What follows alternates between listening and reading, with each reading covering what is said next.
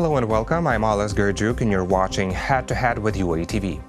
Ukraine has completed the withdrawal of forces and equipment in the town of Zolote in the Donetsk region. The next stage is the withdrawal of troops in the village of Petrovskoy, but the date is not yet determined. So what is happening now in the Donbas? To talk more about this, we welcome to our studio today Petro Burkovskiy, analyst at the Democratic Initiatives Foundation. Hello and thank you for joining us today. Hello, Alice. So, Mr. Burkovskiy, in your opinion, how safe is the area of Zolote and who is monitoring the situation, the safety and order around Zolote? So far, we can say that since hostilities are still happening in the line of contact, there is a risk that the clashes could return. However, I would say that the initiative of withdrawal troops, which is done both on our side and on the side of Russian-backed separatist forces. These are the primary test both for Ukraine and for Russia, and the test for Ukrainian commitment to peace and Russian commitment to peace. For Ukrainian capability to command and control its own troops, and very important and very interesting, it's also a test for Russian ability to command and control separatist troops. But does Russia treat this task as a primary one, to withdraw its forces? Well, since they put the withdrawal of troops as a major test for President Zelensky and his ability to to do what he promised, then it's also the test for their ability to do what they promised on their return. So it is both important. So this step, the withdrawal of troops and separation of troops, is very important for Ukraine and for Russia to show that they are really committed for the peace process. Who monitors safety and maintains order in this buffer zone? There is only one organization which do this, and it's the Organization for Security and Cooperation in Europe, and a special monitoring mission which is entitled to do that. However, we can say, and we have said it for the last 4 years, that the mandate of SMM, meaning this mission, and the mandate for OSCE is not is not of the scale that allows it to do its job on the ground, and the capabilities of the SMM mission is not so they cannot cover everything and make it on a 24/7 basis, so 24 hours each day. Why so? Well, they lack people resources, they lack monitoring resources, and very often they meet the resistance from separatists, which do not allow them to do the monitoring. And we also know that separatists shoot down their drones, observation drones. So it's really hard for them to secure and to do their job on the ground. Therefore, we can say that both sides, I mean Ukrainian government and Russian government, are so this is the test both for Ukrainian and for Russian government, because it's only due to Ukrainian government which is responsible for the armed forces, and for the Russian government which also controls the separatist forces. But on the other hand, the conditions for the withdrawal of forces in Zolote were not met, because we know that the Joint Center for Control and Coordination reported about shellings from the militant side the day prior to October 29th or 30th, when the Ukrainian forces started the withdrawal. So what is your forecast? How long can this withdrawal be lasting, in fact? I think that withdrawal in all places which are now mentioned, Stanisa Luganska in Lugansk Oblast, Zolote in Lugansk Oblast, and Petrovskoy in Donetsk Oblast, it will depend on the development of the actual negotiations if they happen in Normandy format. So right now, today, we've heard that I think a Kremlin spokesman said that if it's really urgent, we are ready to meet in a Normandy format. So my forecast is quite pessimistic. I don't think that when the leaders meet, that they would find any kind of long-term solution. I think what we will see is that Ukraine has its demands and has its red lines, whereas Russia has its primary goal of putting Ukraine under control by proposing the special status in Donbas. This special status is unacceptable, therefore this withdrawal of troops could be quite a temporary like a decision.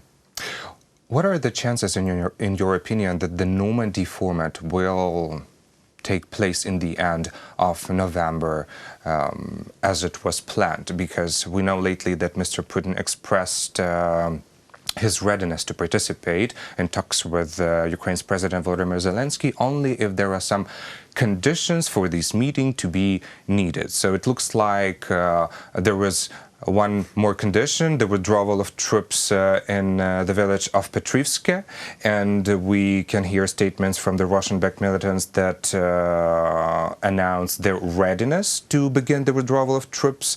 But in reality, the Ukrainian side, the OSCE observers and the Joint Center for Coordination and Control, they spot ceasefire violations, and it looks like the statements do not have any ground for us to believe in them. Well, as far as we have this armed conflict, the violations would happen and would happen again in the nearest future. So this is no surprise. And right, but we're talking about Petrovskoy area as a possible condition for the Normandy format to be held. Even if we're speaking about all three areas of the withdrawal, so this is not the issue.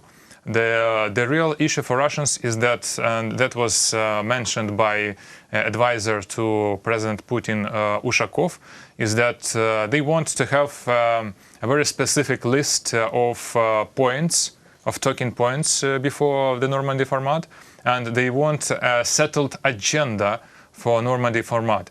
And this settled agenda is well known because it's these are the same points that they tried to push for 3 years ago. Could you specify them for our audience? So first, the special status for Donbas, which is unacceptable for Ukraine. Right. The local election, the special status is the point second. The first point is the direct negotiations between Ukrainian government and the separatist government of both so-called People's Republic in Donetsk and Lugansk Oblast. Which could mean some possible recognition yes. of these self-proclaimed republics. Yes, you're right, and that would mean that. But the main point why Russians want these direct negotiations, they want to show to the rest of the world and to prove that they were right, that this is an internal domestic conflict, that this is a civil war in Ukraine, and Russians are not part of that conflict. They are just facilitators of peace process. So they're trying to build up some evidence, some fabricated evidence of maybe not fabricated, but civil war in Ukraine. Right, but the evidence which would be supported by the steps of the Ukrainian government. Right. So that the Ukrainian government agreed this is a domestic, that's our domestic crisis and a civil war. And third, that the elections should be organized in the occupied territories only on conditions of which to be negotiated between the Ukrainian government and the separatists. So these points are very clear. They again will be presented, but what Russians want is that they look for Ukrainians to agree that they are going to discuss these points. And if you allow me, I'll just present the Western point of view. The Western point of view, I mean the point of view of Germans and French politicians and leaders, is that since Ukraine has accepted the terms of special status in Minsk agreements, that means that Ukraine either has to approve it or present a kind of alternative scenario. What Ukraine is going to do if it not accepts some terms or any terms of special status. And this also could become a point of talks, negotiations in Normandy format. And Russians would present, if not special status, then what? How do you think that the Ukraine's president's office should react to that? react to the possible obstacles or possible... Well, to these fixed agenda by Russia that is not in favor of Ukraine, of course. I think that they have to present why these points are unacceptable, or if some points, because we don't know still their position on, for instance, for a special status, if some points are acceptable, that what should be the terms of this acceptance of some points of the Minsk agreements, and how Ukraine see the implementation of Minsk agreements and maybe implementation of the special status. As I said before, and I can again reiterate, that Ukrainian public, according to the opinion polls, do not accept special status in Donbas. Even in Donbas, when we polled people in Donetsk and Lugansk regions, government-controlled, majority of them do not accept special status of Donbas.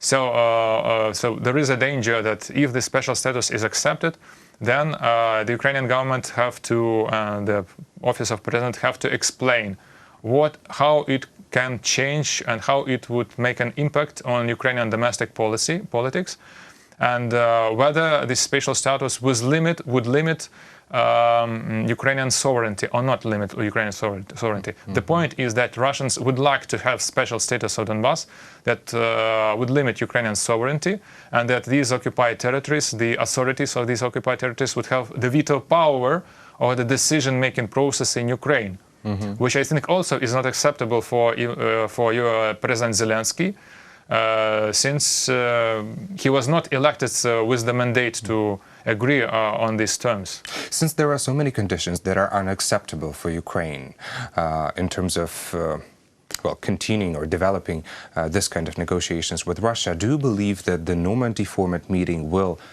actually take place in November? Oh, well, I think, in my opinion, if Russians, Kremlin, calculates that the results of these talks would not be favorable for them, that Ukraine would put very strong counter-arguments to Russian points, they would do everything on the ground. For instance, they can disrupt the armistice in these three places, or try to provoke Ukrainian troops to disrupt the armistice, to violate the terms of withdrawal and armistice. Or they maybe could try another kind of action inside Ukraine in order to provoke Ukrainian politicians or Ukrainian president to make some statements or in order to sabotage even this, the conditions that should be met before the Normandy format meeting, even this withdrawal of troops in Petrivsk. As far as I understand right now, Ukrainian government is doing everything possible to implement this withdrawal of forces in Petrivsk. And we are awaiting these 7 days of ceasefire, or maybe the same scenario might be repeated as it was done in Zolote, that ceasefire actually didn't matter on the ground. It's interesting now to discuss also the statement of Minister of Infrastructure of Ukraine, Vladislav Krikly, who said that Russia should pay compensations or repairs to Ukraine for restoration of the Donbas. And the Kyiv International Institute of Sociology has confirmed that most Ukrainians believe in this. Almost 60 Ukrainians believe that Russia should pay for restoration of Donbas. 33% believe that Ukraine should pay for restoration, and approximately 25% assign this responsibility to the oligarchs. So what is your take on these kind of statements, and do you think that this is a right time to approach the topic, who is going to finance the restoration of the territories that are not liberated yet? Well, you see, if we speak about compensation, this is the point, who will be appointed the responsible, or who would be recognized as a responsible party for what has been done in Donbas and Crimea. In Crimea, it's very clear it's Russia. And why I'm speaking about Crimea is that because in this respect, the issue of Crimea and issue of Donbas are interlinked, because in both parts of Ukraine we have a role of Russia, and this role is very obvious, that Russia destabilizes and occupies territory of Ukraine, and we have to look for the ways how to stop this. But when we but while this has been stopped, and we start to speak and speculate about what will be done after the conflict will be stopped, I don't see the practical value and practical usefulness of such initiatives or comments or talks.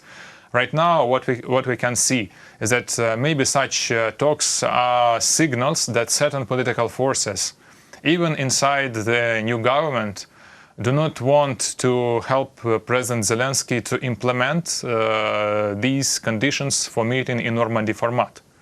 Because maybe there are political forces inside Ukrainian government or in the opposition who would like to see the failure of President Zelensky diplomacy in order maybe to push him for the alternative decisions. And I would say that Russia would like to see that the diplomacy attempts of Zelensky failed, that he failed to implement what he promised, if we speak about this withdrawal of troops, in order to push him for the alternatives, which are not very good in the long term. What are these political forces in your opinion? And after that, we will wrap up this conversation because we're running out of time. Well, I think that these are political forces, all political forces except the party of Zelensky in the parliament. And if we speak about the Zelensky team, I think such people who also continue to occupy their positions, like Minister of Interior, they also do not want to see the success of Zelensky present diplomacy, because before his elections they have their own peace plans. So they would like to see that Zelensky peace plan failed, and then to present again to re-represent their own peace plan that were already forgotten. So I would say that it's just the matter of domestic political rivalry inside Ukraine. So there is an internal political battle that hinders the development of strong and united position of Ukrainian diplomacy on the international arena. That's what I understood from your comment. Yes, it impedes the peace process very much. Well, thank you so much for these clarifications, and thank you for being a guest today in the studio. That was Petro Burkovskiy, analyst at the Democratic Initiatives Foundation. Thank you for watching Head to Head. I'm Oles Gerjuk. Goodbye.